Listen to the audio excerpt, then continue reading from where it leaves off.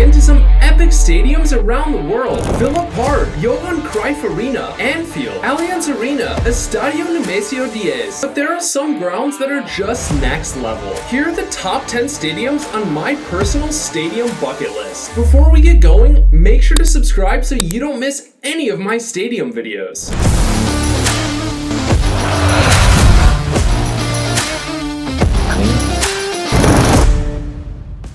Number 10.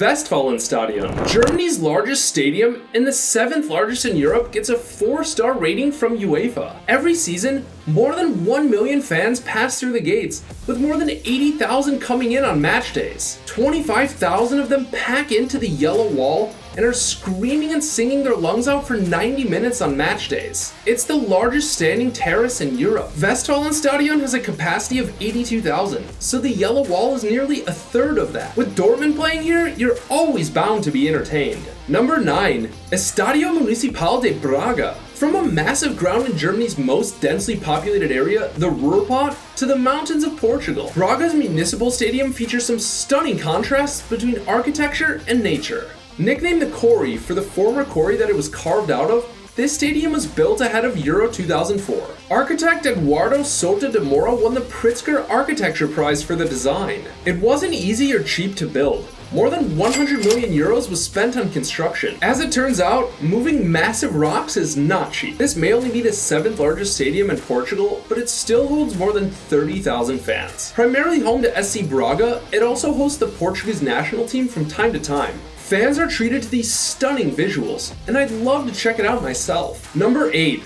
Estadio BBVA. Sticking to the theme of stadiums with stunning visuals, let's travel across the Atlantic Ocean to Monterrey, Mexico. You've probably seen pictures of the stadium in the incredible views of Cerro de la Silla, the mountain that towers 6,000 feet above sea level. Opened in 2015, this was the 3rd most expensive stadium in Mexico when it was constructed, at the cost of $200 million US. It's not just a beautiful building. The fan experience was also prioritized. The stands are set at a 34-degree slope, providing a good view for any seat in the house. The home of Rayados will host World Cup matches in 2026. I'm hoping to make it back down to Mexico for some of these games. If not, Liga MX or CONCACAF Champions Cup. Number 7. Estadio Santiago Bernabéu. A stadium that's number 1 on the list for many, and rightfully so. It's massive. It's recently renovated and features a retractable roof, and it looks like a spaceship landed in the middle of Madrid. If you're looking for history and European glory, look no further than the Bernabéu. This was the first stadium to host a UEFA Euro final and a World Cup final.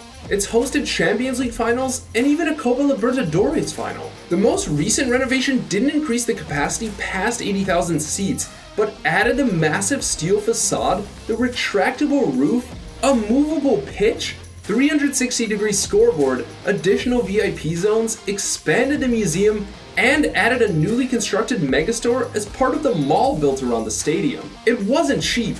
At 1.2 billion euros, it will cost Madrid 60 million a year for the next 30 years to pay off their mortgage. But when have Real Madrid been scared of spending money? This is a colossus and an architectural miracle of modern football. Number 6. Stadion an den Alten Försterei. If modernity isn't your thing and you'd prefer a tight-knit community, this next stadium is just for you. Rather than a hunk of steel in the city center, this ground is named for a forester's lodge next to the stadium. Tucked away in the woods within East Berlin's Köpenick neighborhood, this stadium opened more than 100 years ago, in 1920. The home of Union Berlin currently holds more than 22,000 fans, but it's very difficult to get a ticket. Union even played Champions League matches at the opposite end of Berlin, at Olympiastadion, in order to allow more supporters to experience top European football. But it came at the cost of their culture, because this ground is truly special. It's so special that Union Berlin fans volunteered to fix the stadium. During the 2008-09 season, more than 2,300 Union fans donated more than 140,000 hours of labor to completely refurbish and re-roof the terraces. They saved the club probably 10 million euros or more. A massive sum for a team in the 2nd tier at the time. Union Berlin's rise to Europe probably deserves its own video. But even after the modernization, the stadium has stuck to its roots. Contrary to the VIP areas that dominate newer grounds, it's primarily standing room only. with just 3,600 seats, 16% of its capacity. So why do I want to go here? Well, it's a little personal. When I lived in Berlin, I was only beginning to discover the magic of the Bundesliga and fan culture. And even though it was just an hour away from my flat, I never made it. Chalk it up to unfinished business.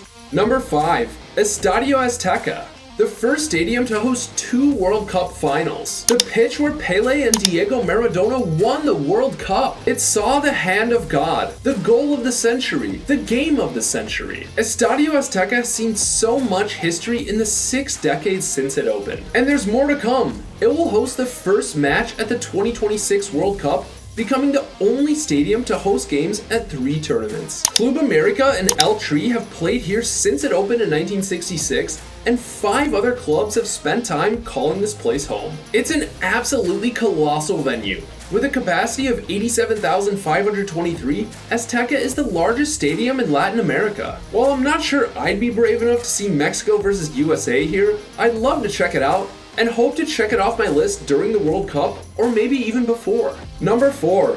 Pancho Arena. During this list, we've seen stadiums that have hosted the biggest finals in football, and some that are unique for other reasons. Hungary's Pancho Arena fits into the second category. It looks more like a cathedral than a stadium. Just look at this wood detailing on the inside of the roof. The outside is absolutely gorgeous as well. While it's only a UEFA 2-star stadium with a capacity of less than 4,000, it has hosted a few international matches. About 25 miles west of Budapest, the village of Felcsút only has about 1,800 residents. But for supporters of Puskás Akadémia FC, the club that calls this ground home, they get to experience one of the world's most unique stadiums. It looks nothing like some of these other grounds, and for that reason, I've put it on the bucket list. Number 3. San Siro. Truly a cathedral of calcio, San Siro has been welcoming football fans in Milan for nearly 100 years. Opened in 1926, it holds a little over 80,000 fans after the most recent renovation and is the largest stadium in Italy. AC Milan and Inter fans may not like each other, and they may argue about almost anything, but they are both happy to call this place home. San Siro has hosted Champions League finals and World Cup matches across multiple tournaments, but the atmosphere is most electric when the hosts face off during the Derby della Madonnina.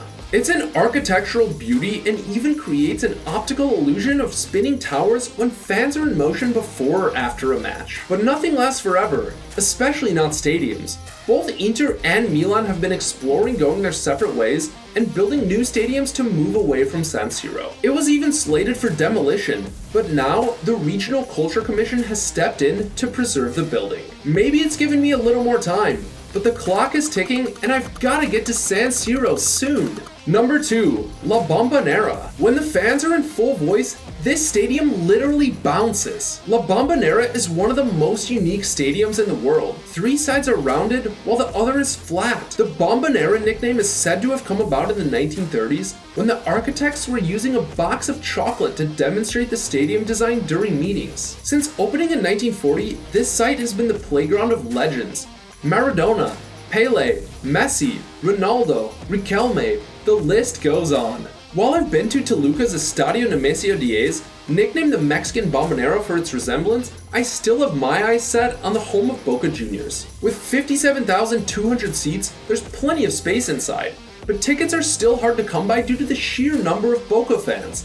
Nearly 40% of Argentina's population supports this club. Another stadium that's truly one of a kind and worthy of second place on my ranking. Number 1. Maracanã. 200,000 people packed in here for the 1950 World Cup final. Officially it was 173,850, but some estimates add as many as 40,000 to that number. Imagine the scenes when Brazil lost 2-1 to Uruguay. This is no longer one of the world's largest stadiums, but it's certainly one of the most historic. And to me, it's the most iconic. Christ the Redeemer looking down over the stadium with a mountaintop background. Opened in 1950 ahead of the World Cup, it's hosted numerous international finals. Flamengo and Fluminense play here, and Vasco da Gama play their local derbies here, so it gets plenty of use in club football too. The Maracanã is synonymous with Brazilian football.